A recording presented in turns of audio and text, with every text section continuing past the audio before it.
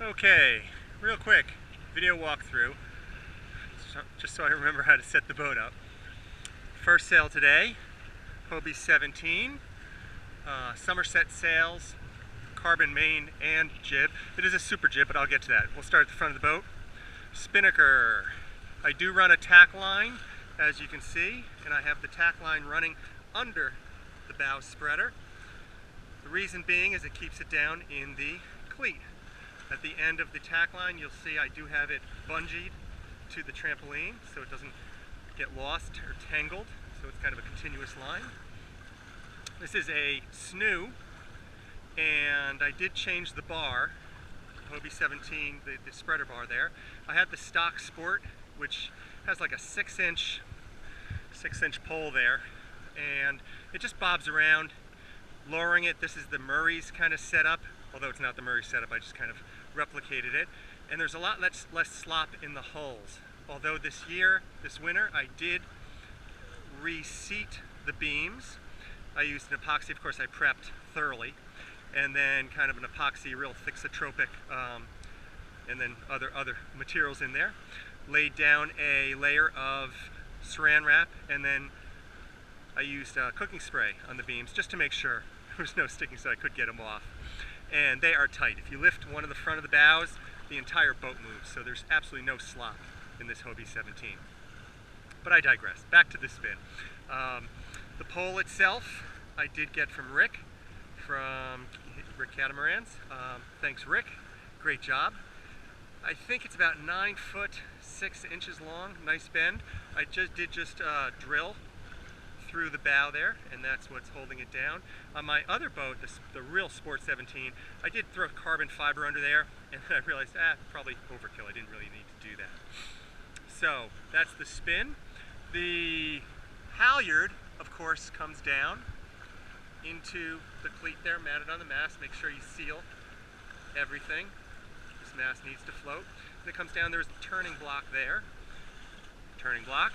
And then it runs aft to the block, and then back up and into the rear of the Snu. And of course it's just a traditional catamaran spinnaker setup. So that's about it for the spin. I don't think I missed anything there. The jib. Rick White, God love you man, miss you. And I copied his, he used this for his hooter. I use a 2-to-1, so you can see here. And I did replace the block because it jammed last year. So make sure you have a separate line there. And then it of course comes up, and what that does is gives you a 2-to-1 purchase. So the jib furls in seconds. And of course you don't need as much line too. So you'll see the line itself for the furling line back here. I do have a little handle, and this too is bungeed on there. So again, creates a continuous line. I just have the stock downhaul. You do see the bungee here from the spin pole to the mast that prevents the jib from snagging. And again, this is a super jib. So the super jib mounts along the tracks. I did go with a slightly longer track just because I found it for less money. And I forget, I think I have, I forget those are Ronson, those might be Nautilus blocks. They work great. So lines, kind of going back to the spin. This is a floating Dyneema, and I forget the make. I got from Naples Performance Sailing. They actually stitch the two cores together, so it supposedly doesn't jam.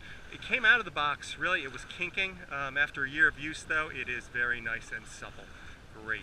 On the jib itself, the jib sheets, I use Buzz. Nothing much to say there.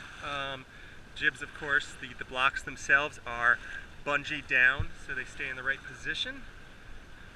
Not much more to say. I think that covers that. You do see the Velocitech there. Okay. Main, not much to say. Downhaul, I just use the stock. I just crank it. I did go back to the boomless. I do have the boom, of course, and this was the original boomless setup, so you can actually vary where your sheeting angle is.